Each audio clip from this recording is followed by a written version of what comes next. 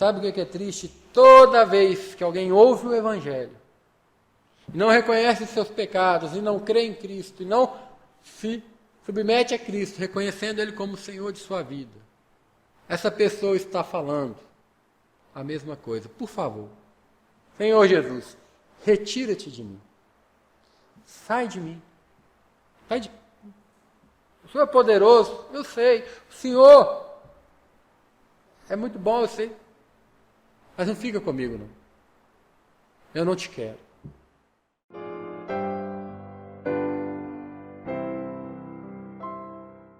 Boa noite, irmãos e amigos.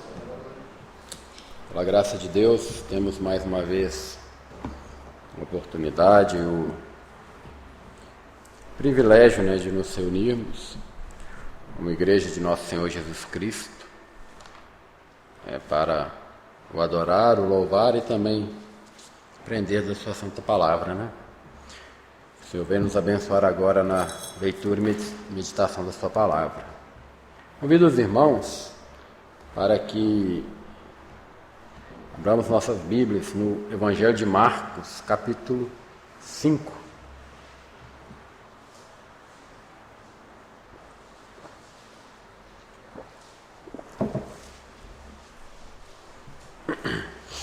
Evangelho de Marcos, capítulo 5. Vamos ler a partir do versículo 1.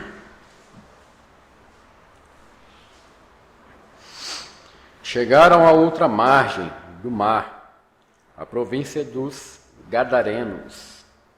E saindo ele do barco, lhe saiu logo ao seu encontro dos sepulcros um homem com espírito imundo, o qual tinha sua morada nos sepulcros, e nem ainda com cadeias o podia alguém prender, porque tendo sido muitas vezes preso com grilhões e cadeias, as cadeias foram por ele feitas em pedaços, e os grilhões em migalhas, e ninguém o podia amansar. E andava sempre, de dia e de noite, clamando pelos montes e pelos sepulcros, e ferindo-se com pedras. Quando viu Jesus ao longe, correu e adorou-o. E clamando com grande voz, disse: Que tenho eu contigo, Jesus, Filho do Deus Altíssimo? Conjuro-te por Deus que não me atormentes. Porque ele dizia: Sai deste homem, espírito imundo. E perguntou-lhe: Qual é o teu nome? E lhe respondeu dizendo: Legião é o meu nome, porque somos muitos. E rogava-lhe muito que os não enviasse para fora daquela província. E andava ali pastando no monte uma grande manada de porcos. E todos aqueles demônios lhe rogaram, dizendo: Manda-nos para aqueles porcos, para que entremos neles. E Jesus logo lhe o permitiu. E saindo aqueles espíritos imundos, entraram nos porcos, e a manada se precipitou por um despenhadeiro no mar. Eram quase 2.000, e afogou-se no mar. E os que apacentavam os porcos fugiram, e o anunciaram na cidade e nos campos. E saíram muitos a ver o que era aquilo que tinha acontecido. E foram ter com Jesus, e viram o endemoniado, o que tivera legião, assentado, vestido e em perfeito juízo, e temeram. E os que aquilo tinham visto, contaram-lhes o que acontecera ao endemoniado e acerca dos porcos, e começaram a rogar-lhe que saísse do seu território. E entrando ele no barco, rogava-lhe o que fora endemoniado que o deixasse estar com ele. Jesus, porém, não lhe o permitiu, mas disse-lhe: Vai para a tua casa, para os teus, e anuncia-lhes quão grandes coisas o Senhor te fez, e como teve misericórdia de ti. E ele foi e começou a anunciar em Decápolis quão grandes coisas Jesus lhe fizera. e todos se maravilhavam.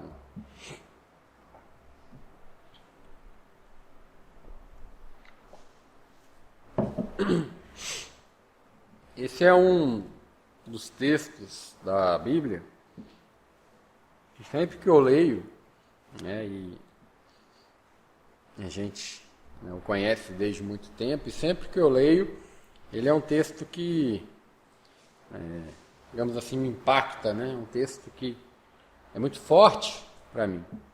Uma das histórias mais fortes da Bíblia, quando nós vemos o relato dessa passagem da vida de nosso Senhor Jesus Cristo, de nosso amado Mestre, quando ele, aqui no tempo da sua vida aqui nesse mundo, né, e no seu ministério, por quase que, talvez, uma única vez aqui, ele tenha ido a essa província dos Gadarenos, que ficava ali também em torno do Mar da Galileia, e ao chegar ali, uma passagem que ele teve por aquela região muito rápida, mas com um acontecimento marcante. E nessa passagem, né, nós podemos ver algumas coisas, né, um pouco daquilo que nós temos falado ao longo desse último mês que estive aqui, falando aqui à noite. Um pouco de todas essas coisas que falamos se encontram nessa passagem. Nós falamos ao longo desses últimos domingos sobre a questão da encarnação de Cristo, como ele sendo Deus se fez um homem perfeito, né? E na sua vida aqui nesse mundo, né, de uma forma, além de compreensão nossa, para nós humanos, mas ele, né, era Deus perfeito, ao mesmo tempo homem perfeito, inclusive com as mesmas limitações que nós, né? Algo que não nos é possível compreender plenamente, mas é a realidade que a Bíblia nos mostra. Em tudo, semelhante aos irmãos, exceto, né, no pecado. E assim ele se fez para ser o nosso Salvador. Pensamos que também ele se fez homem para ser o nosso Rei, para trazer, né, a fundação do reino dos céus, né? Entre os homens, um reino, né, diretamente vindo de Deus, com as leis de Deus, né, submisso à vontade de Deus, aquilo que os homens sempre deveriam ter feito, aquilo que os homens deveriam ter criado nesse mundo, mas não conseguiram.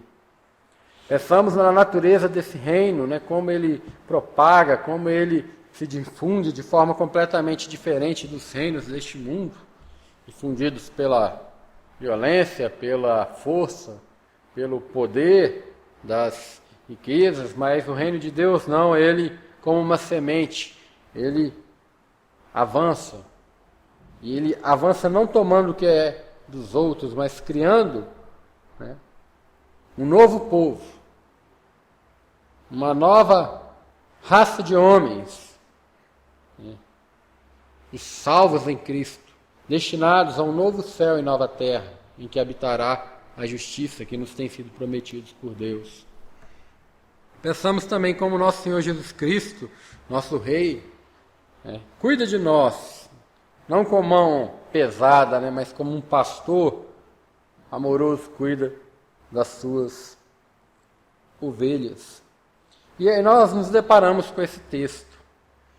Jesus ali com seus discípulos cruzaram o mar da Galileia e, né, naquela passagem ali pelo mar, né, ocorreu também aquela passagem muito conhecida quando a tempestade, né, os alcança e Cristo acalma a tempestade, ordena ao mar e ao vento que se aquietem e eles o obedecem, mostrando ali sua divindade, o que deixou os discípulos, né, já extremamente atônitos, perguntando quem é esse, que até o vento e o mar lhe obedecem. E eles de repente chegam ali na terra dos Gadarenos, talvez até de uma forma meio, quem sabe ali, não muito planejada, né? Mas talvez os discípulos depois daquela tempestade tenham decidido fazer uma parada não prevista, não sei. Mas o certo é que foi uma passagem curta, mas extremamente marcante, porque o que aconteceu ali foi impressionante. E diz o texto que logo que eles saíram do barco, lhe saiu ao encontro dos sepulcros um homem com espírito imundo. Era muito comum nessa época, né, fazerem os sepulcros geralmente em meio que cavernas.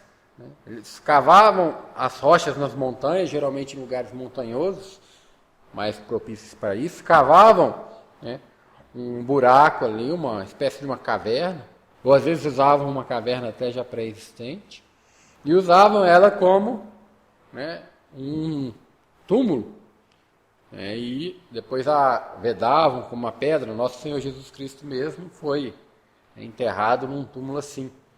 E assim cremos que, próximo ali àquela praia onde eles desembarcaram, havia, né, esse cemitério, provavelmente nas escarpas ali das montanhas, próximo ao mar. E diz que havia um homem que saiu ali dos sepulcros, ao encontro deles, correndo. E o texto diz que este homem tinha um espírito imundo. Né? Aqui é uma tradução bem literal do grego. É um espírito sujo. Ou seja, uma criatura espiritual. Criada por Deus. Numa posição ainda mais elevada do que, podemos dizer, os homens foram criados, dotados de grande poder, dotados de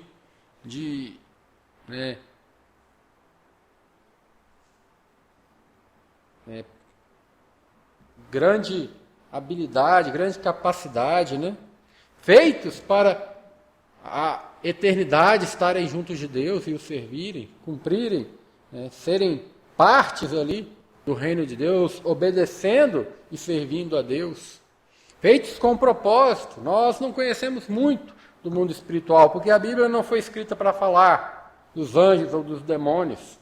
Ela foi escrita para falar de Deus e do seu amor pela humanidade, do seu propósito para a humanidade. Mas, de relance, né, ela fala sobre essas criaturas espirituais, seres que nós não conhecemos plenamente, né, que em grande quantidade foram criados por Deus. E criados puros, porque tudo quanto Deus fez e faz é bom. Como os homens foram criados em santidade, assim também esses seres foram. Mas eles eram ali chamados pelos judeus ali na época de Cristo, conhecidos como espíritos imundos, né? Seres espirituais que se sujaram, que se macularam com o pecado. E muito comum na época de Cristo, né? Nós vemos que talvez até de uma forma, né, acima, os criaturas espirituais se manifestaram durante o ministério do nosso Senhor, reagindo, essas criaturas espirituais malignas, reagindo à presença do príncipe da vida, que veio para destruir o reino que eles haviam construído nesse mundo. E aí vem uma questão importante desse texto. Nós temos falado muito sobre o reino de Deus aqui. Mas esse texto nos fala sobre a realidade de que há uma oposição. Há dois reinos em completa oposição neste mundo. O reino do maligno, o reino do adversário, o reino desses espíritos imundos, que havendo, né, pecado, como diz a palavra de Deus, não havendo guardado o seu principado, perderam sua posição de honra, e como anjos, como querubins, como serafins tinham junto a Deus, e vieram atormentar os homens nesse mundo, porque os homens assim o quiseram. Porque se os homens tivessem se mantido debaixo da proteção do seu Criador, nenhum mal eles poderiam ter nos feito. Mas nós, não, rebeldemente, loucamente, preferimos seguir por conta própria. Foi o que Adão e Eva fizeram quando desobedeceram seu Criador. Eles preferiram crer nas palavras de Satanás do que crer nas palavras de Deus. E naquele momento, eles disseram, nós preferimos seguir por conta própria. Nós queremos ser independentes de Deus. Nós queremos saber o bem e o mal e sermos senhores dos nossos próprios destinos. E que tola escolha foi. Pois quando fizeram aquilo, Deus permitiu que assim fosse. Mas ao saírem de debaixo da proteção da mão divina, foram tão logo presos, agrilhoados por Satanás e pelos reinos das trevas. Dois reinos em oposição. E a pergunta fica, né? Qual reino você está? E diz o texto que ele tinha sua morada nos sepulcros, e nem ainda com cadeias o podia alguém prender. Porque tendo sido muitas vezes preso com grilhões e cadeias, as cadeias foram por ele feitas em pedaços, e os grilhões em migalhas, e ninguém o podia amansar.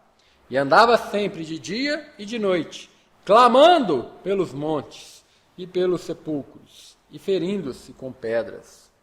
A palavra de Deus não nos conta o nome desse homem. Não sabemos quem ele era, onde nasceu, qual era a sua família. Não sabemos muitas coisas, mas o fato é que aquele homem, como qualquer outro, nasceu. Uma criancinha, cresceu, e como todos os pecadores, né, nasceu em pecado, cresceu e foi escolhendo seus caminhos longe de Deus. Mas a Bíblia não nos diz por que tal coisa aconteceu com esse homem. E nós vemos o quadro desse homem, e nisso esse texto começa a nos impactar, porque é um quadro, né, extremamente miserável. Miséria é a palavra que descrevia a vida desse homem. Nós sabemos quando aquele homem começou a ser possesso por aqueles espíritos imundos. E creio eu, né, que foram pouco a pouco tomando conta dele. Mas a história da vida daquele homem foi arrasada pelo reino das trevas. E aquele homem se tornou completamente subjugado àqueles espíritos imundos. E a sua situação se tornou algo miserável. Não encontro outra palavra para descrever. Miséria em todos os sentidos que você pensar.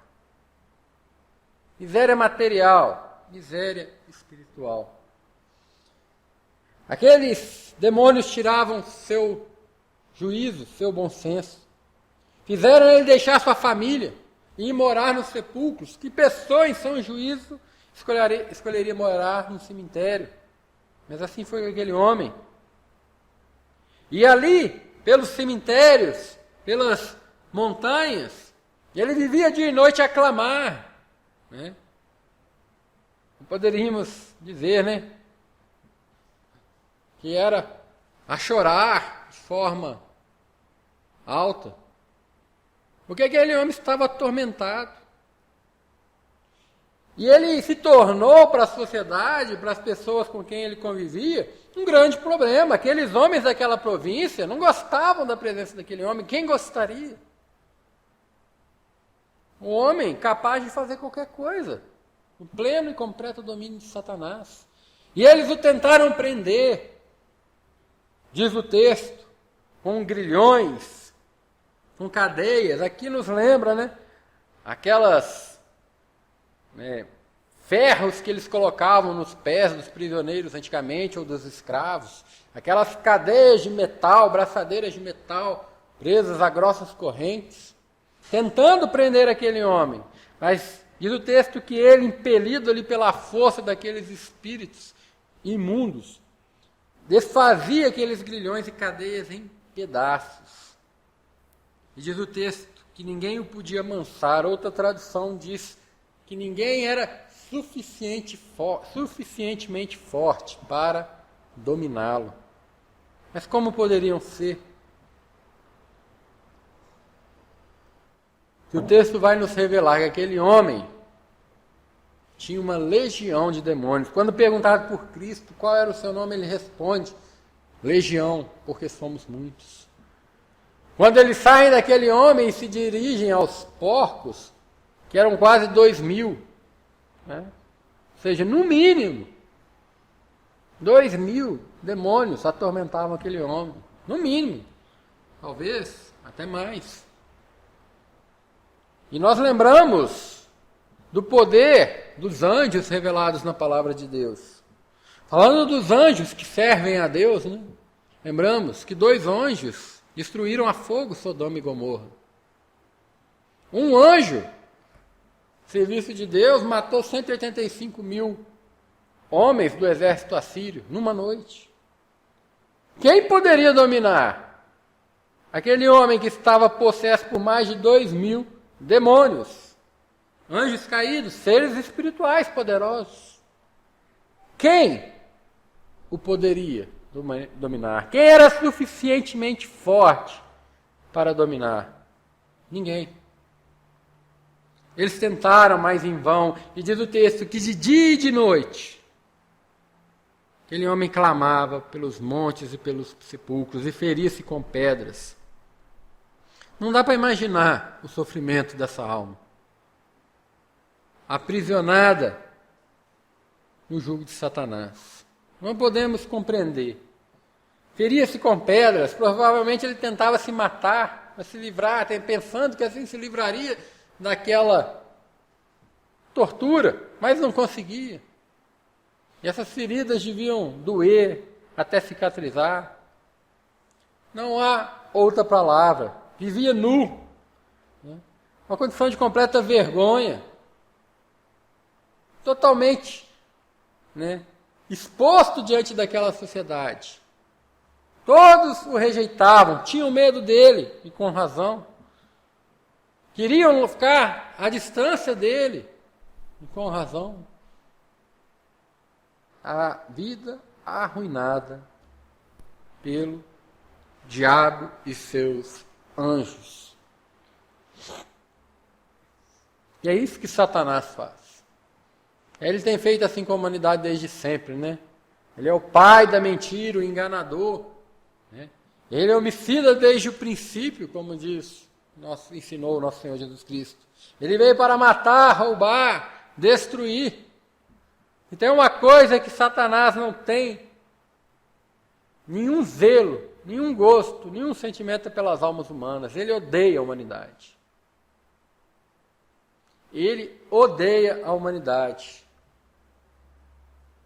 E ele a quis e fez de tudo para destruir.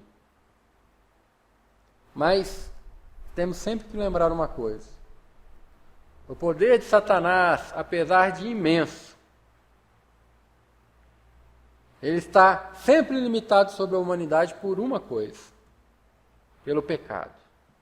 Porque Deus criaria, né, seres tão poderosos de um lado e nós, homens tão fracos, e não nos defenderia? Jamais. Ele não permitiria que Satanás nos tocasse se nós tivéssemos andado em seus caminhos. O poder de Satanás sobre a humanidade sempre esteve limitado pelo pecado. Se os homens não pecassem, nenhum poder ele teria contra nós. Agora, quando pecamos, ele tem poder. E quanto mais nos entregamos ao pecado, aí, né, como se diz, ele faz a festa. Porque aí o caminho está aberto para ele. Diz a Bíblia que o império das trevas, né, em Hebreus, né, era o império do diabo. Império da morte. Em Hebreus, capítulo 2, versículo 14, diz que aquele que tinha o império da morte é o diabo. E 1 Coríntios 15 nos ensina uma realidade que nós nunca podemos nos esquecer. Que o aguilhão da morte é o pecado. E a força do pecado é a lei. Ou seja, o aguilhão, a arma da morte, é o pecado. Se o ser humano não houvesse pecado, ele não morreria. Se o ser humano não houvesse pecado, ou seja, escolhido, transgredir a lei de Deus, escolhido de si mesmo, ir contra a vontade de Deus, se ele não tivesse escolhido se afastar de Deus, a morte não teria poder sobre ele, por consequência, Satanás também não teria nenhum poder. Pois nós estaríamos debaixo da proteção de Deus. Mas, como escolhemos o pecado, Satanás se tornou senhor deste mundo. Isso nós devemos ter sempre em mente. Porque a culpa é nossa. A culpa na miséria desse homem era sua, era nossa. Numa humanidade caída. E a culpa da miséria que ainda vemos nesse mundo, replicando-se dia a dia, em todos os tipos de calamidades, pecados, violências e coisas terríveis que há por esse mundo afora,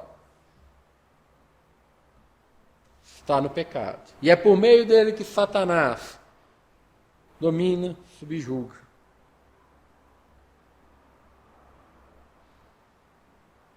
Ninguém era suficientemente forte para o amansar.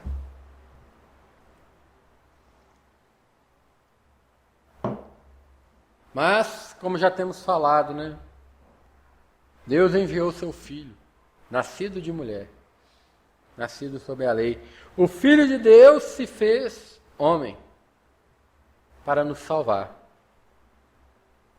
E o nascimento de Cristo nesse mundo, e nós estamos chegando agora bem próximo do Natal, quando os homens, quando a igreja cristã, há muito tempo convencionou comemorar o nascimento de Cristo. E é triste porque a grande maioria das pessoas vão comemorar essa data de uma forma apenas tradicional, apenas um costume, olhando apenas presentes, olhando apenas eventos e coisas assim, sem pararem para pensar no que significa aquele dia em que o Filho de Deus veio a esse mundo e se fez homem. Porque esse dia tem que ser comemorado para nós como esse homem endemoniado, pelo resto da sua vida, deve ter comemorado o dia em que Cristo desceu naquela praia. O nascimento de Cristo nesse mundo para nós é exatamente o que foi para aquele homem o dia que Cristo pisou naquela praia. Foi o dia em que a nossa vida, a nossa história, a nossa eternidade foi mudada. Para nós, que já estamos escondidos em Cristo. O dia em que Cristo se encarnou, ali, Deus parou a descida veloz da humanidade rumo à destruição. E ele falou, não. Essa humanidade que eu criei e que se rebelou contra mim não será destruída. Eu a salvarei. E é isso que o nascimento de Cristo representa para nós. Porque ninguém era suficientemente forte para o dominar, mas apareceu um suficientemente forte para o dominar. E aí vem outra coisa que me chama tremenda atenção nesse texto. Se por um lado a situação miserável daquele homem salta aos olhos e me deixa, toda vez que eu leio esse texto, ela me deixa impactado pela profunda miséria em que aquele homem se encontrava. Mas depois disso, outra coisa salta mais ainda aos olhos e nos enche de alegria, nos enche de vigor, de satisfação, que ao ler essa história, admirar o poder de nosso Senhor Jesus Cristo. Nós estamos falando de um homem possesso por 2.000 demônios, que ninguém podia amansar. Mas quando Cristo desceu do barco e ele o viu de longe, diz o texto, aquele homem, dentro do qual estavam habitando 2.000 demônios, correu, se pôs a correr. E quando chegou diante de Cristo, ele se prostrou. A minha tradução diz e adorou. Mas outras traduções dizem, ele se colocou de joelhos e o adorou. 2.000 demônios.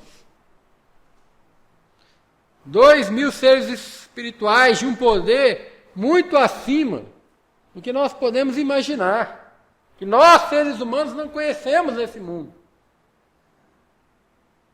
Além da nossa compreensão. E ele se prostrou.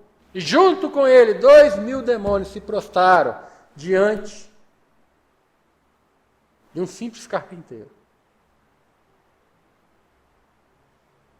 Mas aquele carpinteiro era o Filho de Deus. Aquele homem que pôde na cruz ser ferido, que pôde na cruz ter a sua fronte ferida pelos espinhos, seus cravos, suas mãos transpassadas pelos cravos, seu lado furado por uma lança, aquele homem, com um corpo tão frágil como o nosso, ele era um homem, mas ele era e é, e sempre foi também o Filho de Deus, Jesus Cristo, nosso Senhor. E diante dele, aqueles espíritos imundos tiveram que se prostrar. Nós temos falado, 2 reinos em oposição. O reino das trevas e o reino dos céus, o reino de Deus. Mas como Martinho Lutero escreveu naquele hino Castelo Forte, que Deus a luta vencerá. Sabemos com certeza. A vitória já está decretada para o reino dos céus. Cristo é quem a garante, ele é poderoso o suficiente para garantir. Não há quem possa resistir ao poder do Filho de Deus. E esse poder salta aos nossos olhos quando aqueles demônios têm que se colocar diante dele e imploram para que Cristo não os atormente. E suplicam que por ainda mais um tempo lhes fosse concedido que eles ficassem sem ser atormentados, porque nós sabemos que Satanás, o príncipe deste mundo, com seus demônios, tem dias contados. O inferno foi preparado para eles e está à espera deles, e eles vão ser lançados lá, e não há nada que possa tirá-los dessa condenação. Porque a Bíblia nos diz que Deus não perdoou os anjos que pecaram. Não perdoou. Não houve perdão. Deus não deu perdão aos anjos que pecaram. Isso está lá em 2 Pedro, capítulo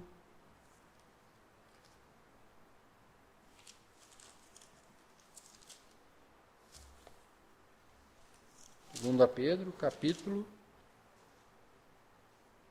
2, versículo 4. Porque se Deus não perdoou os anjos que pecaram, mas havendo-os lançado no inferno, os entregou às cadeias da escuridão, ficando reservados para o juízo, Deus nunca concedeu oportunidade de perdão a Satanás e aos seus anjos. Isso é uma coisa tremenda. Sabe por quê? Porque ele não é obrigado a perdoar. Nunca foi e nunca será. Ele é Deus. Seu poder não pode ser rivalizado. Nós vemos isso na história. O Filho de Deus, ainda que na natureza humana fraca ali diante daqueles homens, mas ele não deixava de ser Deus. E diante dele, ninguém podia parar. Não há rival. Como Deus disse a Jó: quem é, pois, aquele que ousa erguer-se diante de mim? Diante dele, ninguém. Nem a mais elevada criatura espiritual pode se erguer. E ele não é obrigado a dar perdão a ninguém que se rebelou contra ele. E ele não perdoou os anjos que pecaram. Isso é algo tremendo. E aqueles anjos ali, diante de Cristo, aqueles demônios, anjos que pecaram diante de Cristo, tinham que se subjugar, se submeter, e ainda clamar: olha.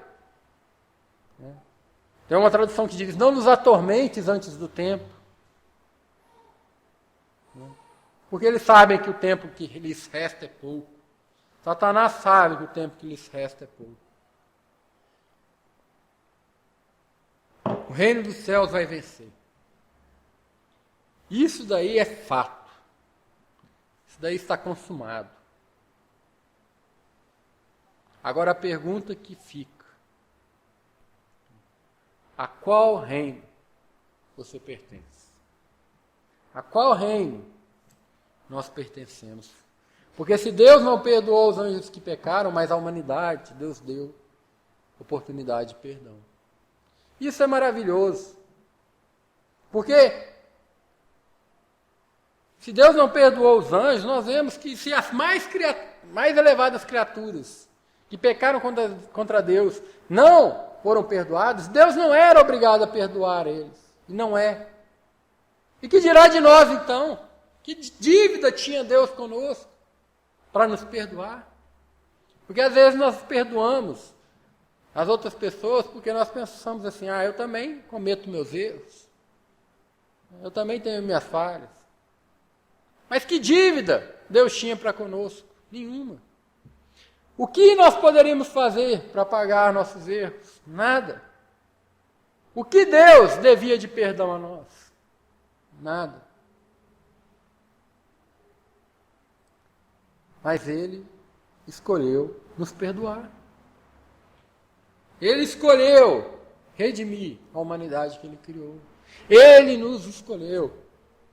Ele não perdoou os anjos, mas a nós Ele tem dado perdão.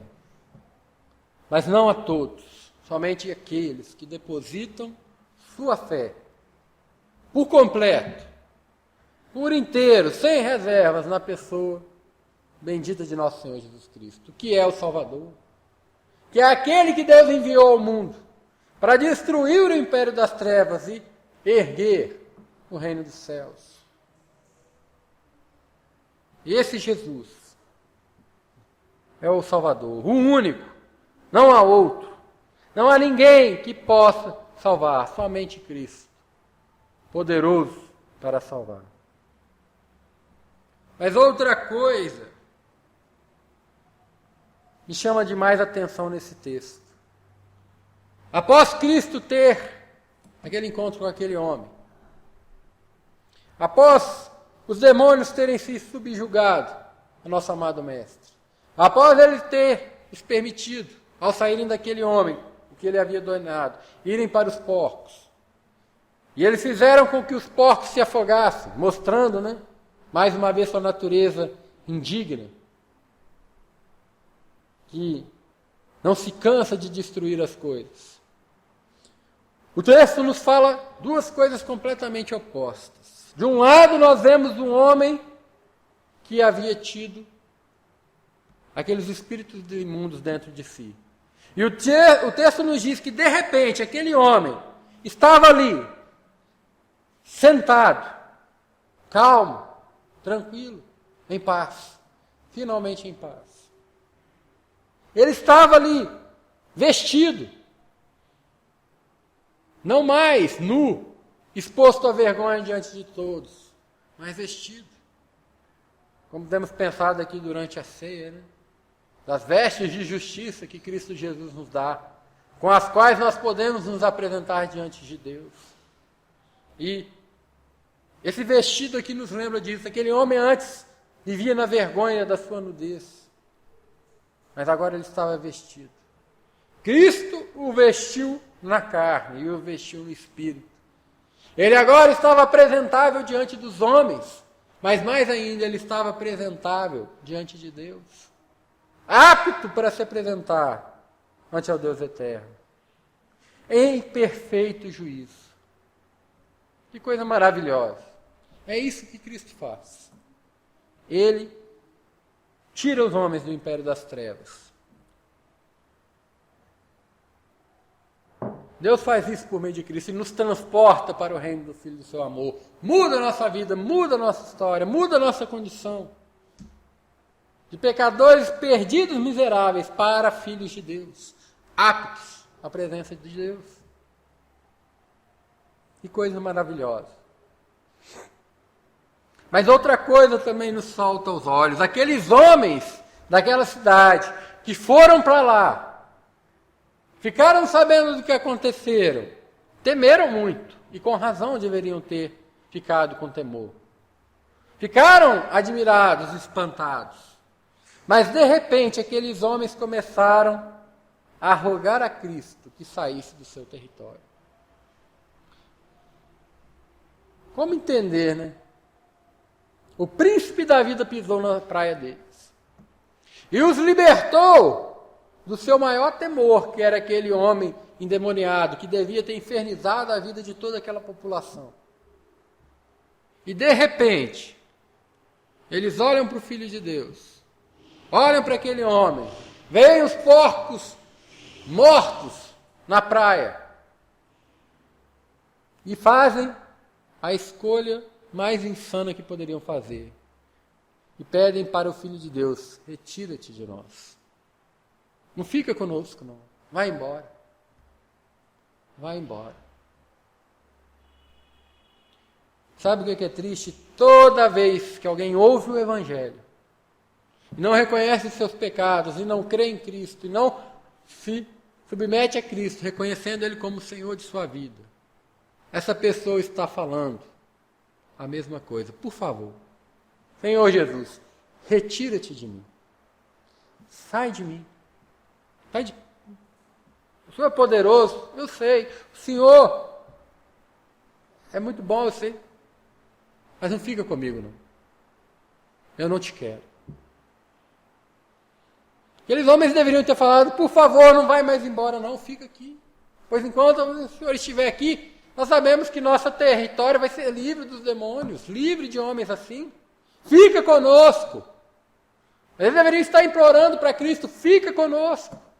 Mas eles imploraram para que Cristo fosse embora.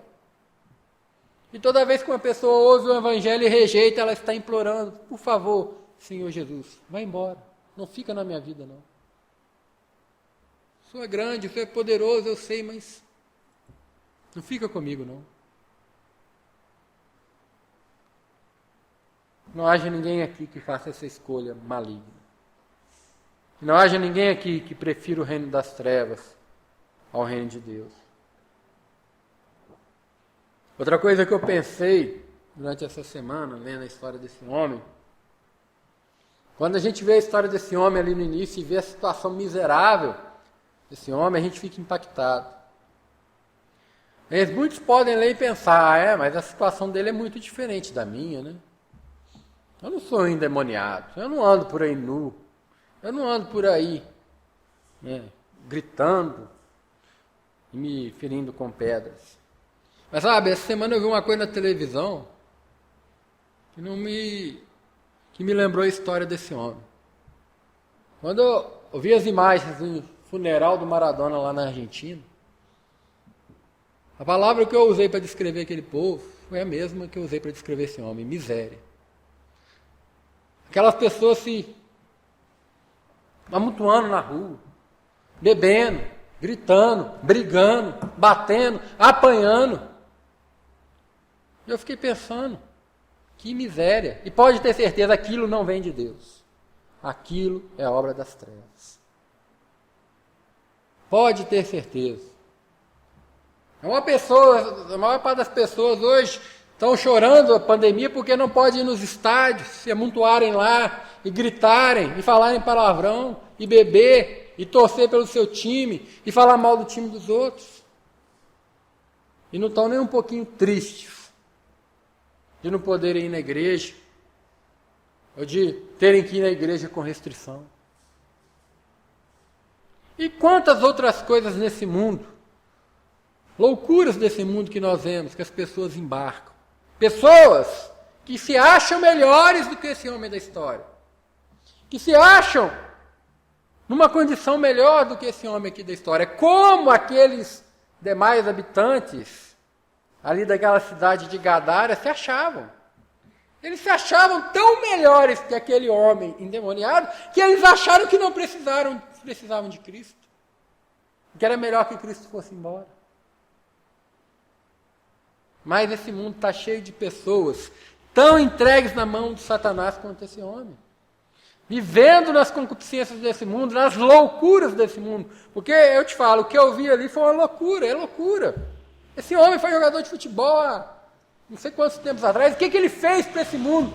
Nada. Qual é a contribuição dele para esse mundo? Nada. O que ele tem para dar para você? Nada. E as pessoas estavam lá, numa loucura, tratando ele como se fosse um Deus, com um exemplo de vida horroroso. O que ele tem para ensinar para os outros? Nada. E é isso que as pessoas estão escolhendo. É isso que as pessoas estão procurando, e quando fazem isto, estão virando para Cristo e dizendo: por favor, Senhor Jesus, eu te imploro, sai da minha vida. Sai do meu coração, sai da minha presença.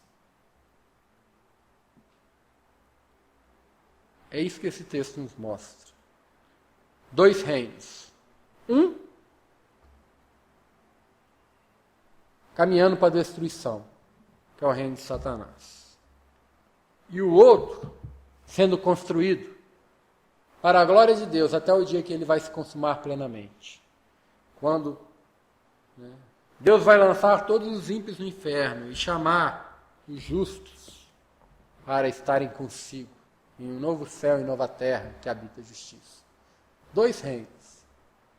Um em franca queda, franca caída, e outro em franca ascensão.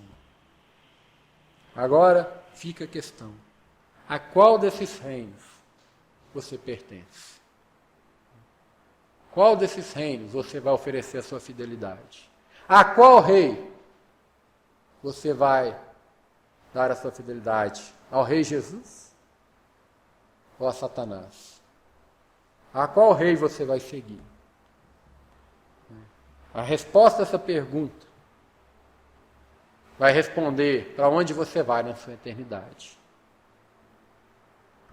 Que o Senhor abençoe, que não haja nenhum coração impenitente aqui nesse dia, nenhum coração rebelde, a ponto de fazer a loucura que aqueles homens gadarenos fizeram, pedir que Cristo se ausente de você. Mas que você possa, como aquele homem no final do texto fez, se pôs diante de Cristo e falou: por favor, Senhor Jesus, deixa eu estar contigo. Que diferença? Ele queria ir com Cristo. Mas Cristo falou: não, ainda não.